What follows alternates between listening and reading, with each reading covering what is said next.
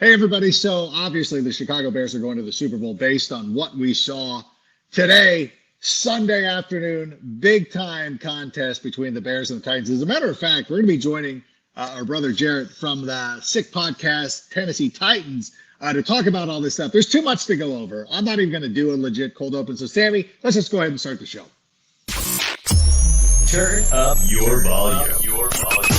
Because you're about to listen to the Sick Podcast. It's gonna be sick.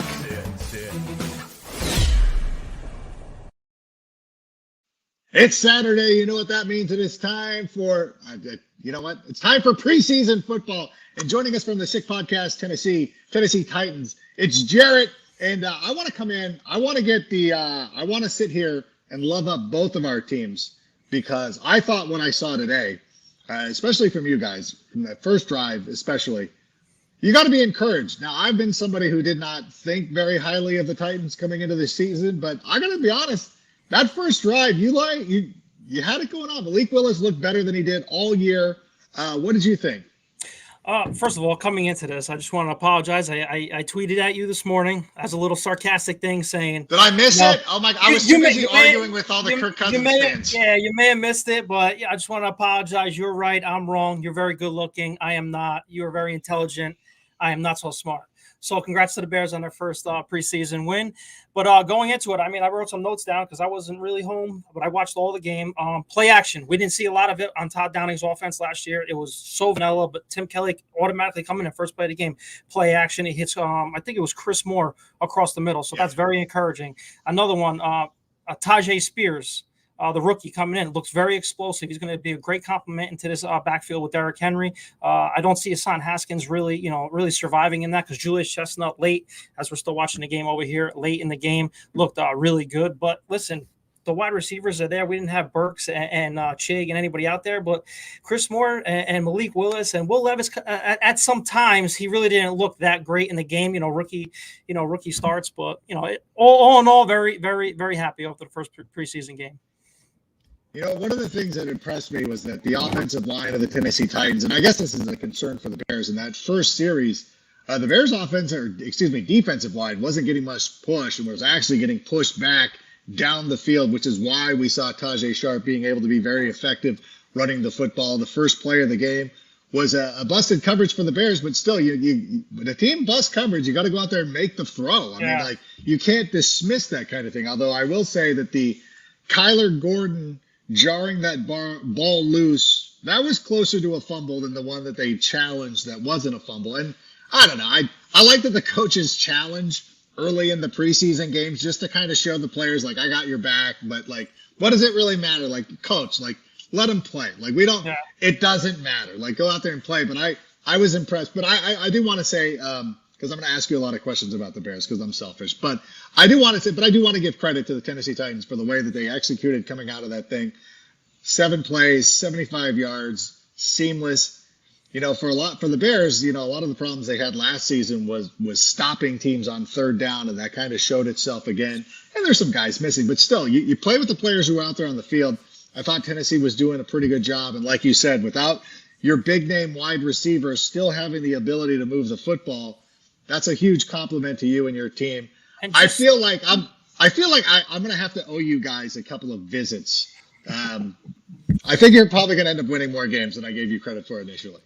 It's all good, but real quick before we move on to the Bears and everything, just to reiterate on Malik Willis's development, it's a night and day thing for me because I hated on Malik Willis last year. I love the person, I love him, but he was so raw coming out of Liberty last year, and especially with Todd Downing not developing him as much.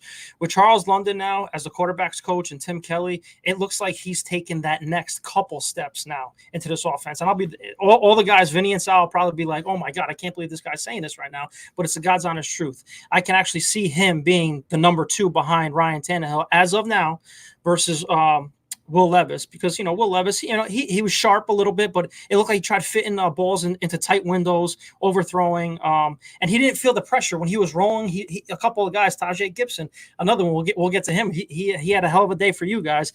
When he was rolling, he was still looking down the field instead of just running and trusting his feet like he did in Kentucky. But the quarterback play, it's going to be there next year for the Tennessee Titans, I think, after Ryan Tannehill's departure, hopefully.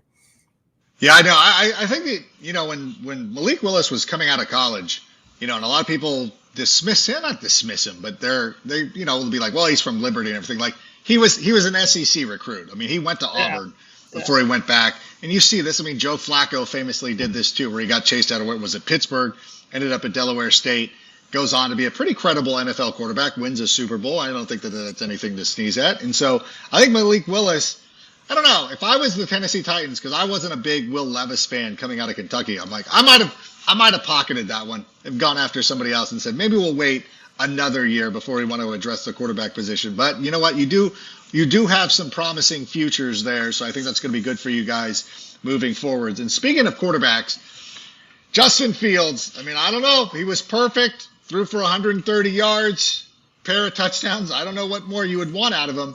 Let me just ask you that. Now, obviously, I'm not obtuse. Okay, I'm not ridiculous. I know that all three passes were screen passes. I mean, he dumped one off the Kari Blasen game, and that might have been ahead of the line of scrimmage, but still. But at the same time, our quarterback goes out there and executes, and if he doesn't complete those passes, he's getting smoked on the internet, whatever it is. What did you make of it? Like, as somebody who's impartial, I'm obviously going to be very biased about this. What did you think? Now, you might be upset because you're like, God damn, can somebody stop DJ Moore or Khalil Herbert? But what did you think of it? What did you think of the way that the Bears offense played for the limited time that you saw the first teamers out there? Coming into it, this year, especially, with fantasy coming in there, I love Justin Fields, especially what you guys brought into him and surrounded him with weapons this year.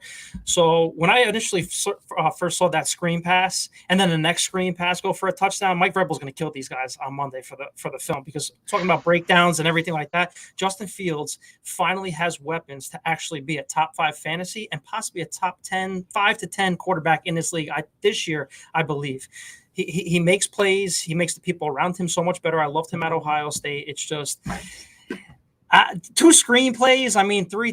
2 touchdowns. What are you going to do? But Justin Fields definitely is going to have a monster year, I believe, this year.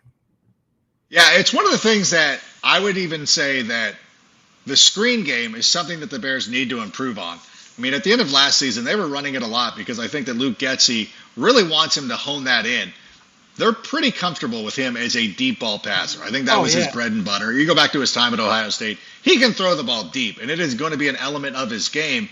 And it's not like you're playing Madden against your kid or something and you run him out of bounds or whatever. It's like, you should go to the end zone. And I'm sorry that Justin's time was limited to those plays, but that's it. You're just going to play a couple of series. You don't want him out there for an extended period of time, especially when you have 4 quarterbacks who need to get into the game. I thought at some point Jim Miller, who was doing the broadcast, they were showing the Bears broadcast on NFL Network. I'm like, is Jim Miller going to get down there and throw some balls and see what happens? Because everybody's getting a shot today. And so you can only do it. And like you said, we already know that Justin Fields can run. So that element's not going away. If he can add this part of his game and with the weapons that are taking these short dump offs, like, you should be more, not you, but I mean, like, the collective you in the world should be more concerned about that. You shouldn't be. I mean, I guess you got to like cope with it by trying to diminish, like, well, it was behind him, or it was this or that, or they almost okay, well, he didn't drop it. He caught it and he kept going.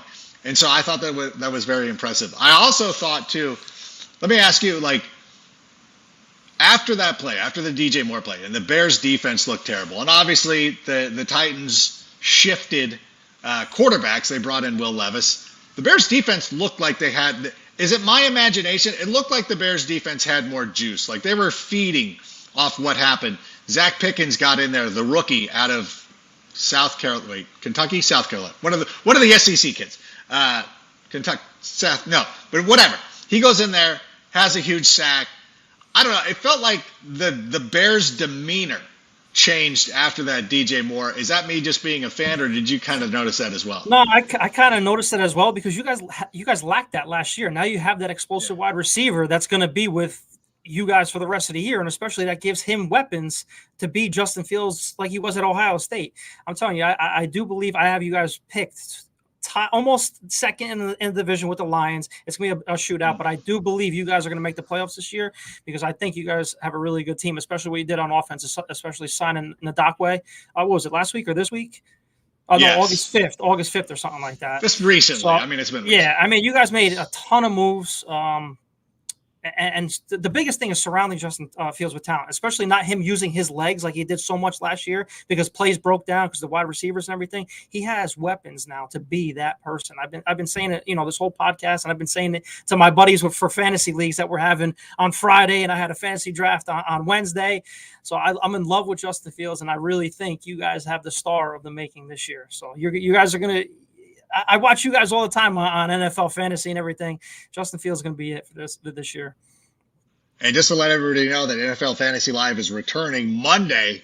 I think our show is 6:30 Eastern, but it'll be a half-hour show, and it's going to be a lot of fun. Oh, this first show. Speaking of NFL Network, real quick, did you notice on your TV how I had the Titans as orange and the Bears as blue? That really pissed me off.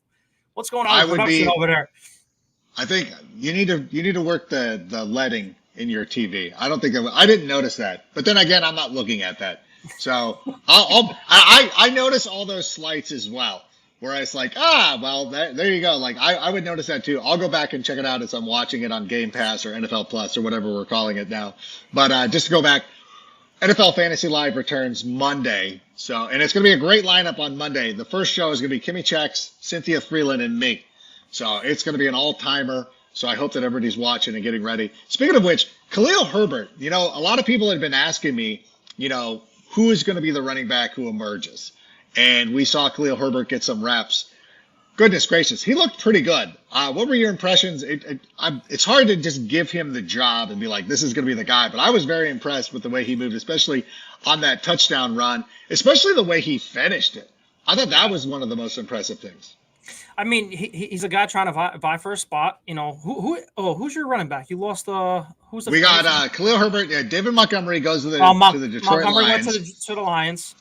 But they brought in Deontay Foreman and Roschon Johnson, who we saw in the second half, was getting a little bit of run there. I think that he's somebody. A lot of people love him, especially in dynasty leagues. Like Roschon Johnson is a hot name that goes early in the second round in a lot of dynasty leagues.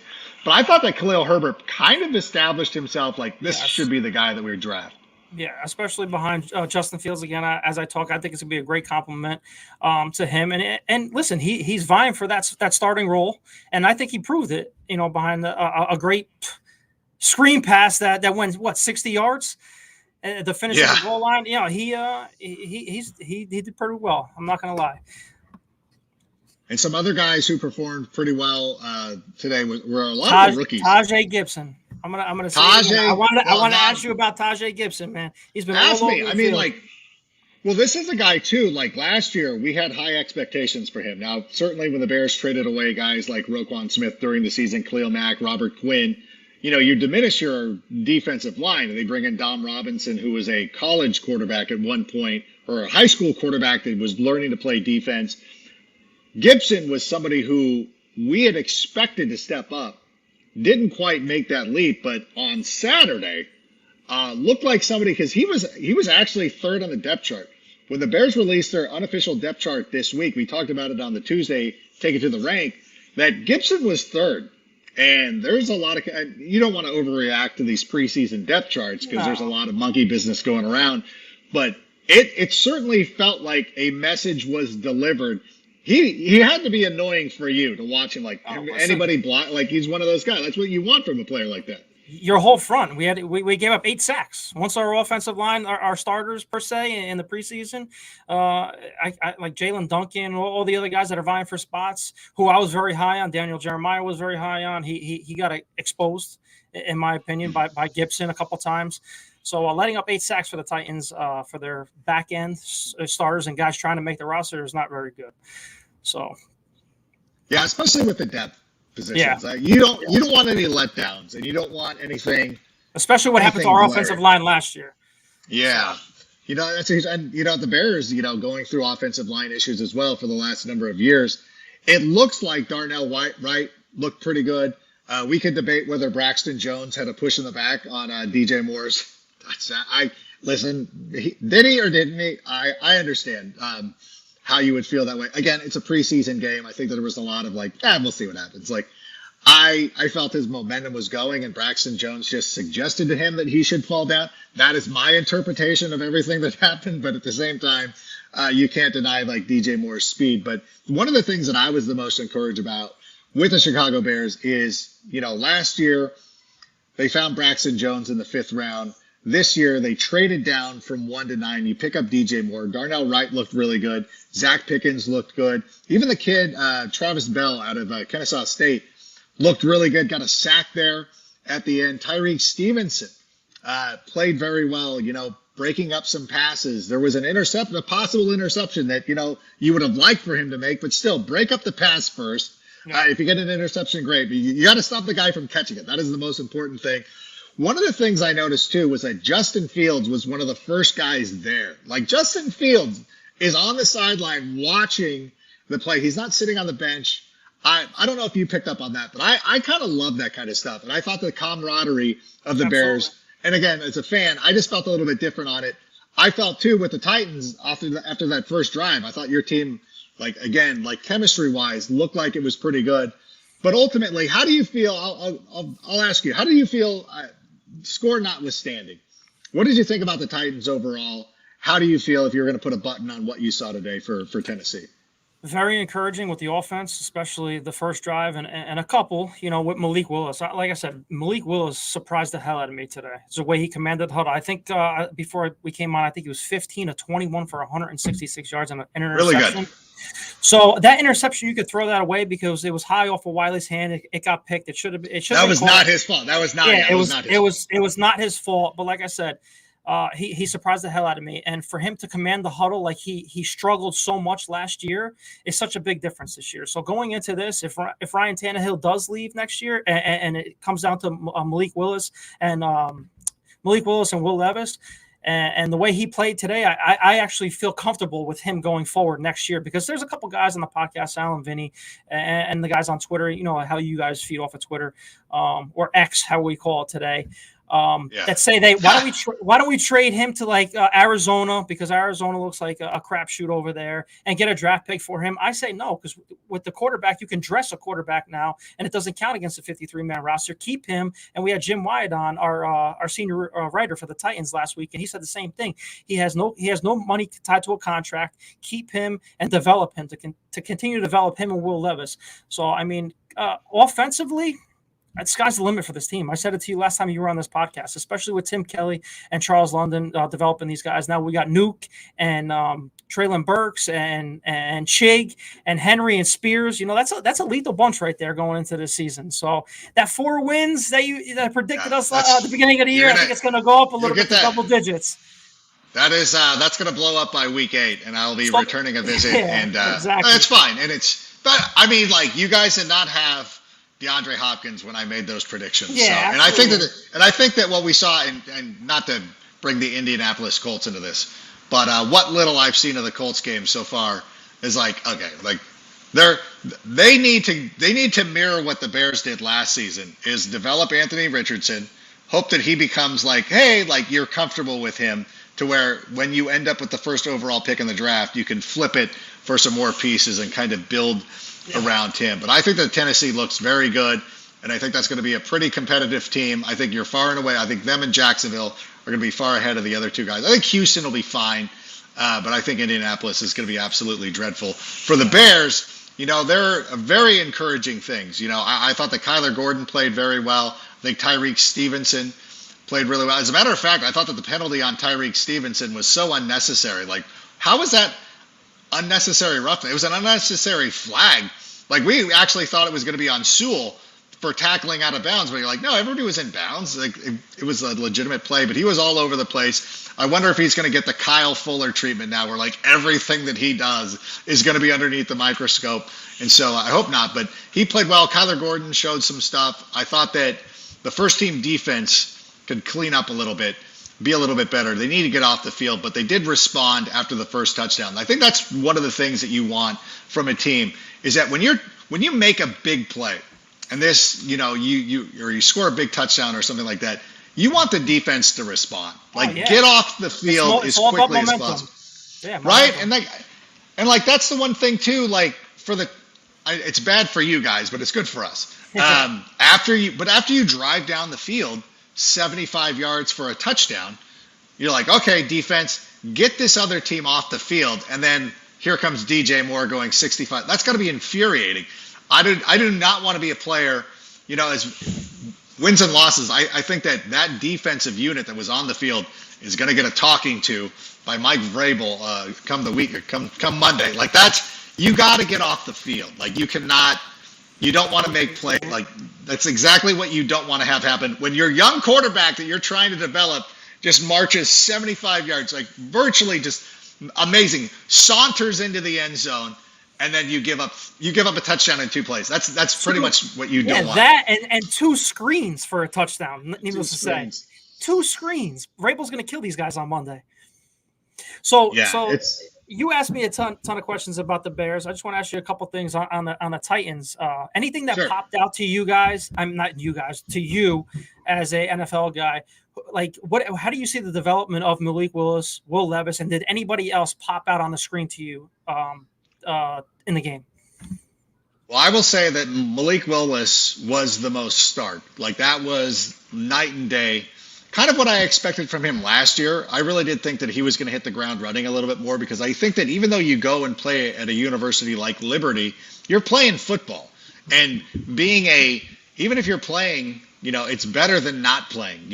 Anthony Richardson's going to have some work to do because he didn't play a lot of quarterback. We saw it when Mitch Trubisky took over as quarterback of the Chicago Bears. If you don't play a lot of quarterback, it's very difficult to just come in because there's so much nuance to the position. So I thought that he was going to be a little bit further ahead last year, but you could tell the coaching is starting to click with him because he looked great. Like there's no excuses. I know a couple of the guys on the Bears Twitter were like, well, Tremaine Edmonds is not. I'm like, forget that. Like I know Nuke Hopkins isn't playing. Like there's just guys not playing. You got to go out there. The players who are on the field need to make plays. They did not make the plays to stop him. And what was great about what Malik was doing was the way he moved in the pocket, the way he got outside. Now, there are some infuriating things about, you can tell players hesitate on hitting quarterbacks, but he was still making plays. And he was out there and he was doing it. He was moving the ball. He was converting on third downs. The running back, Tajay Sharp, looked amazing. Spears. Like that. Spears. I'm an old head. I'm going to go Tajay Sharp. Tajay Spears. The one thing that I love about that is that we never really got to see a full thunder and lightning with Derrick Henry and Chris Johnson. Like that should have been the duo. We should have gotten that for a longer run. It's like the Sex Pistols. We only got one album out of them when we should have gotten multiple. Like Guns N' Roses. Like it's a shame that we didn't get a full complement of Guns N' Roses. I think that with Spears and Derrick Henry, and I think that Derrick Henry is a different human being that regardless of his age, like no, that guy's generational.